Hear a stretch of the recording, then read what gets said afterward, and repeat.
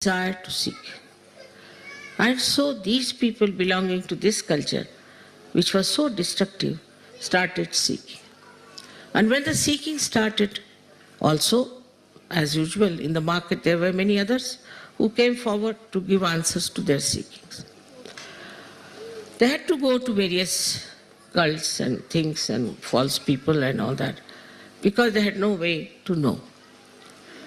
But if they had read some books of enlightened people like Kabir, like Nanak, even Gnostics, their scriptures, anything like that, they would have understood what is the truth and where to find it and how to find it. It is a big struggle, I find, between the people who are seekers and those who are not at all seekers. They don't want to know. And they can never be seekers. I can assure you that some of them will never think of seeking. They'll get possessed, they'll have diseases, they'll have earthquakes, they'll have anything. They will never seek. Even if they get diseases, they'll say, oh, we are martyrs. We are doing great work. Such stupidity has come into their heads that they think by doing these wrong things, we are going to be saved.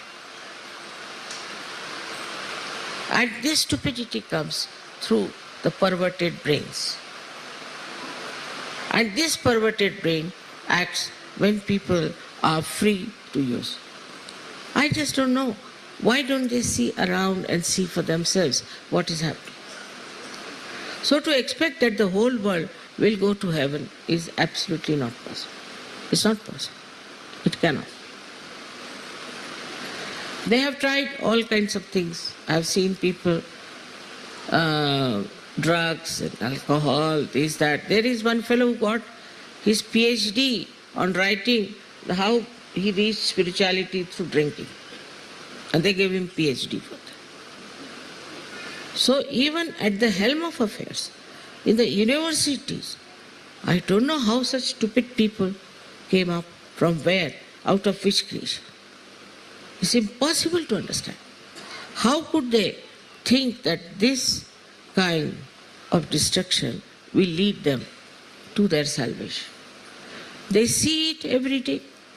They watch it every day. They know it is happening, but still they cannot receive. But those who are seekers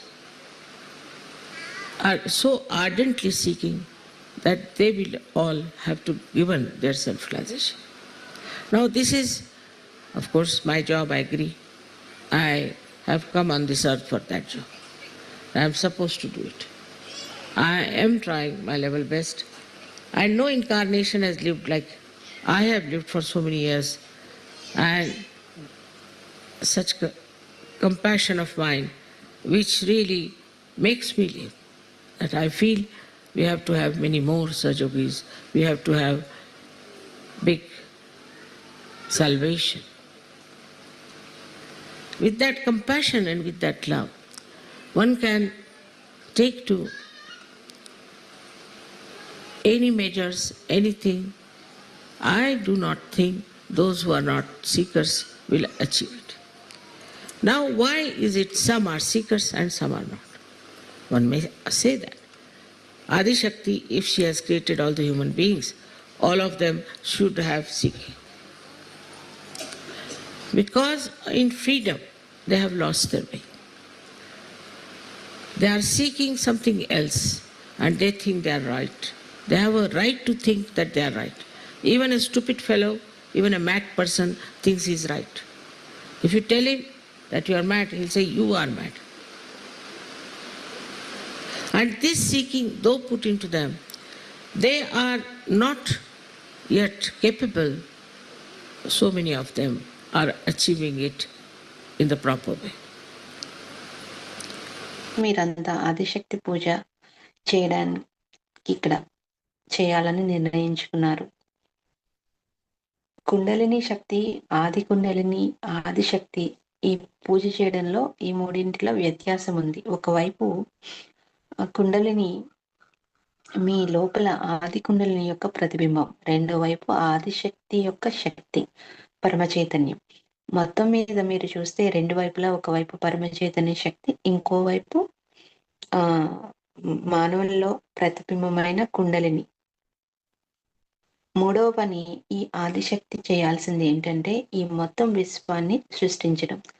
ఆ విధంగానే ఈ అంతరిక్షం ఇంకా ప్రత్యేకమైన ఈ భూమి, ఈ గ్రహం సృష్టించబడింది. ఇప్పుడు నేను ఆడమ్ మరియు ఈవ్ గురించి చెప్పాను.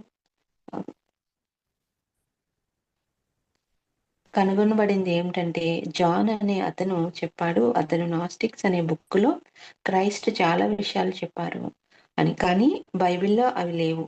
మీరు కనుక అర్థం చేసుకుంటే ఆదిశక్తి ఒక సర్పంలాగా వచ్చింది. ఆది కుండలిని అందులో భాగం, మరియు అందులో చెప్పబడింది ఆడమ్ మరియు ఈవ్ గురించి. ఆడమ్ అడిగింది జ్ఞానం అనే ఫలం తినమని ఈవ్ని. ఏదైతే నేను చెప్పానో సరిగ్గా అలానే ఉంది అక్కడ, అది రాసి ఉంది. ఫెమినైన్ పవర్ అంటే తల్లి శక్తి తన పిల్లలను జ్ఞానం లేకుండా ఉన్నతికి ఎలా వెళ్ళగలరు అని ఆలోచిస్తుంది. వారికి ఉన్న స్వాతంత్రం వలన పైకి ఇంకా పైకి వెళ్ళడానికి అవకాశం ఇవ్వదు తన అవగాహనలో. ఇది తల్లి యొక్క బాధ్యత. ఇందులో రెండు రకాలు ఉన్నాయి. ఒకటి దైవము, ఇంకొకటి దాని ఉన్నతి కోసం పనిచేయడం. దీన్ని చూస్తే చాలా చాలా ఏళ్ళు, బిలియన్స్ సంవత్సరాలు గడిచిపోయాయి ఇలాంటి పని జరగడానికి. కానీ మీరు చూస్తే ఈ ఆధునిక సమయంలో కనుక ఇప్పుడు చూస్తే చంద్రమండలంలోకి వెళ్తున్నారు చాలా తక్కువ సమయంలో. ఎవరు ఊహించలేదు ఇలా జరుగుతుంది, ఇలాంటి రోజు వస్తుందని. కానీ ఇదంతా జరుగుతుంది. ఇదంతా కూడా మనిషి మెదడు మనిషి మెదడే కారణం. మనిషి మెదడు వల్ల ఇదంతా జరుగుతుంది. ఆ అసలు మనిషి మెదడు అంటే ఏమిటి? మనిషి మెదడు విరాట్ మెదడుకి ఏమాత్రం దగ్గర కాదు. అలాగే అది పూర్తిగా ఉపయోగించబడలేదు. అది చాలా తక్కువ మనిషి ఉపయోగిస్తాడు తన మెదడును. దానితోనే చంద్రమండలంలోకి వెళ్ళడం లాంటివి చేస్తాడు. దానివల్ల ఎటువంటి ఉపయోగం లేదు నాకు తెలుసు, కానీ వారు అవి చేస్తారు. ఈ ఈ మొత్తం ఈ సృష్టి అంతా కూడా ఆదిశక్తి వల్లనే సృష్టించబడింది. ఈ ప్రకృతి అంతా కూడా ఆమె యొక్క సృష్టియే. ప్రకృతికి అంతా తెలుసు. ఎవరు చెప్తారు ఇదంతా? పరమ చైతన్యం. అందుకు దేవీ దేవతలు కలిసి నిర్ణయించారు. దేవ సమూహం అంతా కూడా చర్చించుకుని ఈ ఆత్మ సాక్షాత్కార కార్యక్రమం ఎవరు చేస్తారా అని. ఈ కలియుగంలో ఎవరు మానవుల్ని మార్చగలుగుతారా అని. ఎందుకంటే వారు తమకున్న స్వాతంత్రంతో ఎలాంటి విధ్వంసాలైనా సృష్టిస్తారు, నాశనం వైపుకు వెళ్ళిపోతారు. వారికి ఉన్న స్వాతంత్రం వల్ల వారు కంట్రోల్ తప్పి చాలా వినాశకరమైన స్థితిలోకి వెళ్ళిపోతారు. ఈ స్వాతంత్రం ఏదైతే ఉందో వారిని మనం కంట్రోల్ చేయలేం. ఏ దైవ శక్తి వలన కూడా కాదు, పరమ చైతన్యం ఆదిశక్తి వలన కూడా కాదు. అందుకే దేవ సమూహం సమావేశమయ్యారు, దీనికోసం చర్చించారు. అందుకే ఆదిశక్తి మానవుల్లో సీకింగ్ అనే కోరికను పెట్టింది. కబీర్, నానక్, నాస్టిక్స్, వాటి యొక్క స్క్రిప్చర్స్ ఇవంతా కూడా ఈ ప్రజల్ని ఎన్లైటన్ చేయడానికే జరిగినాయి. కానీ వాటిల్లో ప్రజలు దాని ద్వారా సీకింగ్ అనేది తెలుసుకోలేదు. దాని నుంచి వారు ఏమీ నేర్చుకోలేదు. కానీ ప్రజలు వారు చేసే పనుల వల్ల వాళ్ళకి డిసీజెస్ ఏమైనా వచ్చినా కూడా అది దీనివల్ల దానివల్ల అనుకుంటారు, కానీ వారు తెలుసుకోరు. డ్రగ్స్, ఆల్కహాల్ ఇవన్నీ కూడా ప్రజలు వాటికే లింక్ చేసుకుంటారు. ఒక దారుణమైన వ్యక్తి ఉన్నాడు, ఈ డ్రింక్ చేయడం వల్ల స్పిరిచువాలిటీ మనం ఎలా నేర్చుకోవచ్చు అనే బుక్స్ కూడా రాసిన వాళ్ళు ఉన్నారు. ఇంకా చాలా మనకి చాలా వీటి ద్వారా కొంతమంది ఇలాంటివి ఎన్నో చేస్తారు. మనం వాటి గురించి ఊహించలేం కూడా. అంత మూర్ఖులు ఉన్నారు. అందుకే నేను ఈ భూమి మీద నా ప్రేమ, కరుణతో ఇన్ని సంవత్సరాలు ఉండగలిగాను మీ అందరి కోసం. మీలో సీకింగ్ అనేది ఇవ్వడానికి మీకు. సీకింగ్ అనేది మీలో కావాలంటే మీరు ముందుగా శరణాగతులవ్వాలి పూర్తిగా. మీలో ఉన్న అహంకారాన్ని వదిలివేయాలి. కొంతమంది నెగెటివ్ పీపుల్ వల్ల ఆవహింపబడతారు.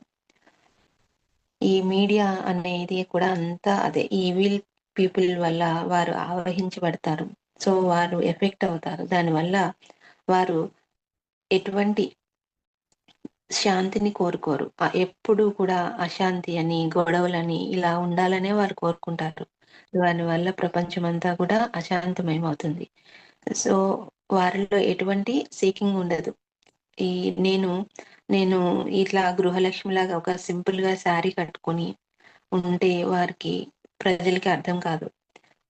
వారు వేరేగా ఊహించుకుంటారు. నాకు 2 కొమ్ములుండి ఇలా ఉండాలంటే వారు బయటకి కనిపించేదాన్నే నమ్ముతారనమాట. నేను మహామాయని. మనల్ని దానివల్ల ఆదిశక్తి ఈ ఈ రూపంలో నన్ను మీరు గుర్తించలేరు. నా కుటుంబ సభ్యులు కూడా ఎవరు నాలో ఉన్న దైవ శక్తిని తెలుసుకోలేదు. ఇదంతా కూడా మహామాయ పని. వీరంతా కూడా నాకు మీరంతా కూడా నాకు చాలా అందమైన మాధ్యమాలు. పరమాత్ముని యొక్క పనిముట్లు.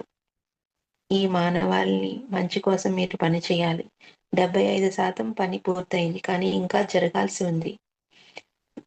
ఇంకా మనం చేయాల్సింది.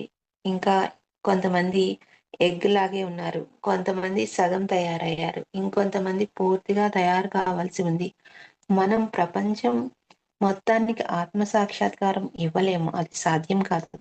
ఏదైతే అసత్యమో, సత్యం కాదో అదంతా కూడా బయటపడుతుంది. సత్యాన్వేషకులు ఎవరైతే ఉన్నారో వారు మాత్రమే ఆత్మ సాక్షాత్కారవంతులు అవుతారు. ఆత్మ సాక్షాత్కారం వారి సీకింగ్ ద్వారా పొందగలుగుతారు. జై శ్రీమాత జై.